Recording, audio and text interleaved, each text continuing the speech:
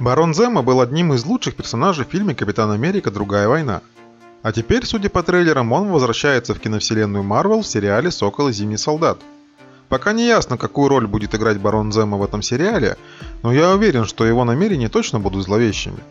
В фильме Земо был очень важным элементом гражданской войны, а теперь у него появился шанс стать злодеем действительно того масштаба, коим он является и в комиксах.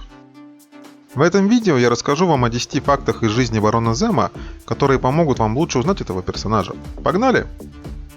Номер 1. Его мотивация. Идеи нацизма и Гидры для барона Хельмута Земо не так важны, как, скажем, для Красного Черепа, Сина Шмидта или того же Кроссбоунза. Хотя Хельмут был воспитан своим отцом, членом нацистской партии, он больше обеспокоен наследием своей семьи, чем ненавистью к Капитану Америки и властью, которой он обязательно должен достичь. Это не значит, что Земо отвергал свастику, но для него этот символ не так важен. Земо верит в свое превосходство и в то, что такие люди, как он, должны править миром. В прошлом он стремился к миру во всем мире, но считал, что достичь этого сможет только он. Это, конечно, фашизм, но не такой ярко выраженный, как у других характерных врагов Капитана Америки. Барон Земо похож скорее на Доктора Дума, чем на Красного Черепа. Номер 2. Он – 13-й барон Земо. Хельмут – 13-й барон Земо в своем роду. Известно, что его отец Генрих был бароном Земо во время Второй мировой войны. Семья Земо получила баронство в 1480 году в маленьком городке недалеко от современного Лейпцига в Германии. Харбин Земо был первым бароном Земо, и его подданные считали его очень хорошим правителем. Однако, как это часто бывает, власть портит людей, и в итоге семейство Земо стало таким, каким мы знаем его сейчас. Номер 3. Сначала его звали Феникс. Барон Земо впервые появился в декабре 1973 года в комиксе «Капитан Америка» номер 168 авторства писателя Роя Томаса и художников Тони Изабелла и Сэла Бушема. Его внешний вид сильно отличался от известного нам. У него было прозвище «Феникс», на нем был красно-желтый костюм с огненными вставками. И этот костюм был очень похож на тот, который позже получит Джин Грей из Людей Икс. Она, кстати, тоже станет Фениксом. Барон Земо отказался от этого имени, когда его отец Генрих Земо погиб во время битвы с Мстителями. Номер 4. Суперспособности. Изначально у Земо не было суперспособностей, но он смог их получить благодаря одной из своих приспешниц – Мунстоун. Силы Мунстоун происходили от гравитационного камня Крии, который был связан с ее нервной системой. Земо смог заполучить этот камень и стал обладателем полного набора суперспособностей.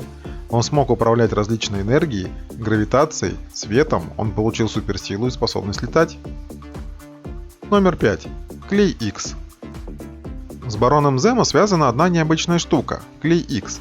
Его отец Генрих, созданный легендарными Стэном Ли и Джеком Кирби и впервые появившийся в марте 1964 года в комиксе «Мстители номер 4», создал это клеящее вещество, которое невозможно было растворить ни одним из известных человечеству способов.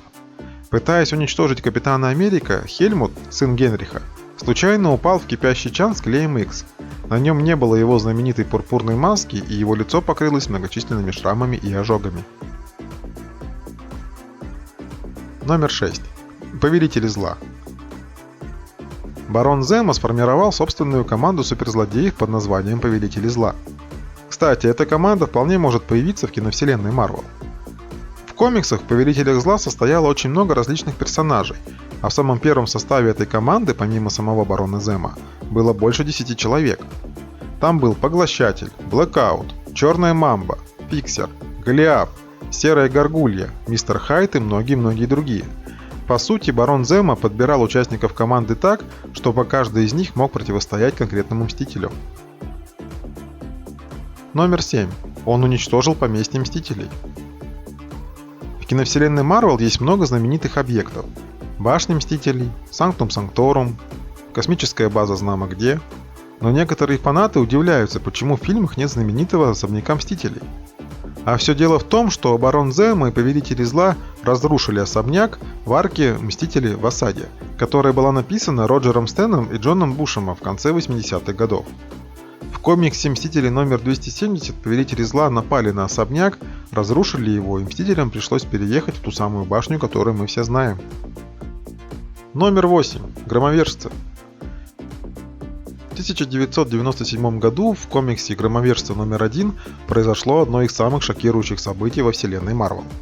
Оказалось, что новая команда супергероев под названием Громовержцы была просто переодетой и переименованной командой суперзлодеев Повелителей Зла. Когда Фантастическая Четверка и Мстители исчезли после первой битвы с Натиском, Барон Земо превратил Повелителей Зла в громовержцев, придумав им новые прозвища. Сам он назвался Гражданином П и стал лидером новой команды. Вскоре вернулись настоящие герои, и сообщники Земо осознали, что им больше нравится быть защитниками добра, чем злодеями.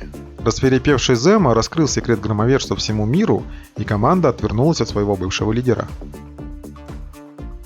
Номер 9. Смерть. Барон Земо умирал в комиксах несколько раз, в том числе и из-за падения в вулкан, когда пытался вернуть к жизни тело своего отца. Когда правда о громовержцах была раскрыта, Гельмут Земо исчез. Как выяснилось, он был убит Скорджем Преисподней, линчевателем, который охотился на суперпреступников.